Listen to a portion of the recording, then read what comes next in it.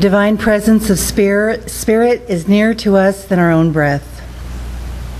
Our spiritual journey is guided by the infinite in every moment. No matter that we may forget, Spirit knows, sees, and remembers our perfection. Today we celebrate our oneness in thought, in word, and in action.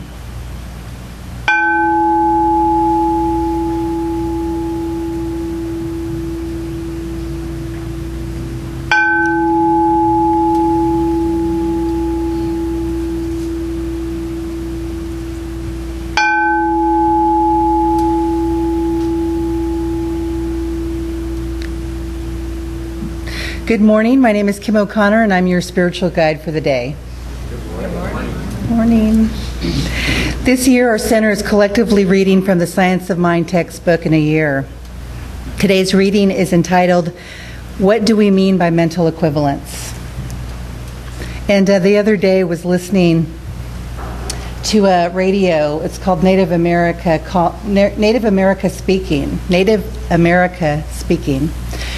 And it was an interview between two Native American athletes. They're both runners. And I was listening to it, and as I listened to the story, I was struck by the demonstration of this gentleman's mental equivalent. And those were not the words that he used, but that's the way I understood it as I was listening to the interview. And so I wanted to share it with you because I thought it was a beautiful example of a step-by-step how a mental equivalent is expressed, and how, mental equivalent, as we know, it's not just positive. Sometimes it could be negative.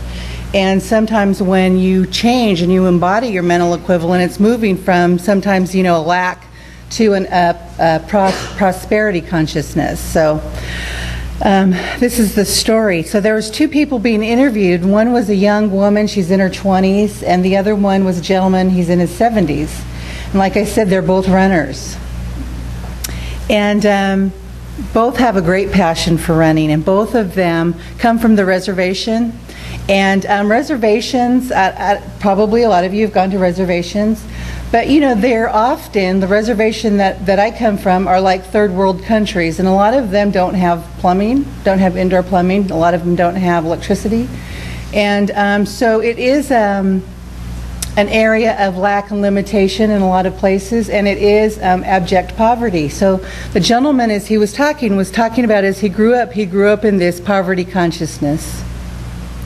And what he said was that he had a lot of hate and a lot of resentment, and he had a lot of feelings of just being less than. His mother died when he was 6, so he didn't have that influence. And his father was dying, he was 12 years old. And as right before his father died, they had a conversation one day. And the father said to him, I want to make sure I get this right. He said, "You have the wings of an eagle. Right now you think you have broken wings. But you have to look past your hurt and your hate, your resentment and your self-pity, because all of these emotions will destroy you. You have to go deep inside of you and look into your heart, because that is where your dream lives. Whatever it is, and whatever that means to you. You will only find it by looking into your heart, and once you do, you will know you are healed, and you will be free." So I told that story, and I was struck by that as I was listening to it. And then he went on to say he won a scholarship to KU, Kansas University, and it's right by where my dad lives, so that was kind of struck another chord with me, or where my dad grew up. And so anyhow, he won this scholarship, and because he was a great runner. And so in his third year of college, he's still carrying all of that pain inside of him. And so one day he's in his dorm room, it's on the 4th floor, and he decides he's going to commit suicide. And so he goes to the window, and he's getting ready to jump, and he said, and all of a sudden, he felt something move inside of him. And then what happened is, he said he just felt this hand within him, kind of touched him. And then he said, what happened next is Creator sent my father's voice that said, no, no, no. And so what he said he did, he said he remembered in that moment what his father had said to him that day about his broken wings, but what he truly had were the wings of an eagle. And so he got off the chair and he started to think about what that meant to him. And so when he got off the chair, he thought about what was his dream, his whole life, what was his dream. And he thought about it, and he thought, it's to be a runner. It's to be the best runner that I can. And he'd always been too afraid to say that what he really wanted, and what he really wanted was to go run in the Olympics. And so what he did that night is he started saying, believe, believe, believe. I believe. I believe. And what he started to do, he started to say, you are an Olympic champion. Believe, believe, believe. Then what he started to do, he said, I started to visualize what that meant. So he started to visualize showing up for practice. He started visualizing the stopwatch. He started visualizing the stopwatch when he would finish would be less time. And he kept visualizing. He would visualize the Olympics. He would visualize who he would be running by. He would visualize the end, what's that called? Finish line. And I just wanted to see if you guys were listening. You are, so that's good. And so he said he did all of that. And so his time became quicker. And what happened is he said he believed he was an Olympic champion. He said he believed, and one day he believed. And so now we cut to the day of the Olympics. And he runs the 10,000 meter.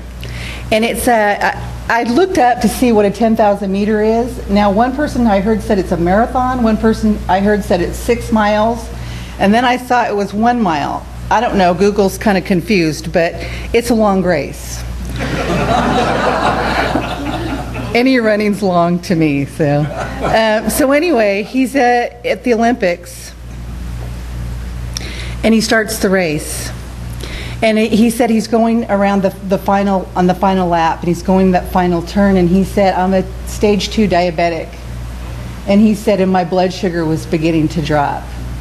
And he said, and it just seemed like a long distance to that finish line. I'm in 3rd place, and I don't know if I can finish. I literally, physically do not know if I can finish in that moment because I feel my blood sugar really dropping. And he said, in that moment, I gave up because it just seemed too far for me. And what happened was there's a runner passing him up now, and the runner kind of jostles him, and he looks over to the runner, and on the runner's chest is an eagle. And so he said, and I thought about my father saying, I have the wings of an eagle. And he said, and so I started to run.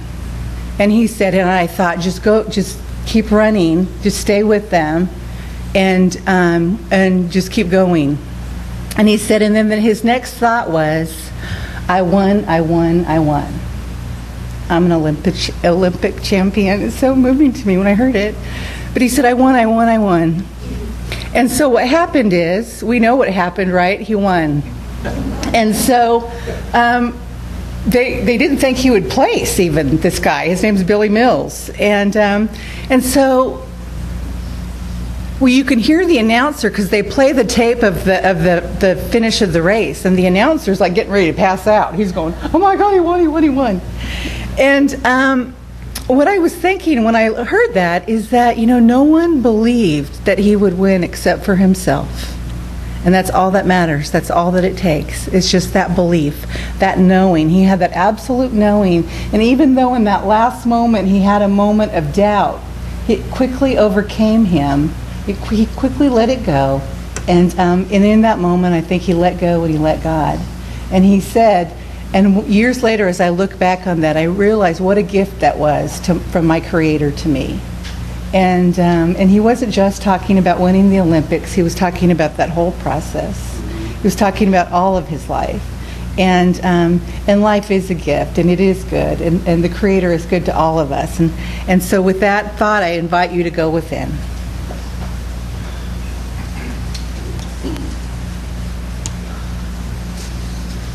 Here in our secret place of the Most High God, and to the inner chamber of our own soul, we practice the presence of God. Right here in the center of our being where Spirit resides and abides. And what I know absolutely is there is only one God, one presence, one mind, one life. I call it good, I call it God, I call it love, I call it peace, I call it clarity.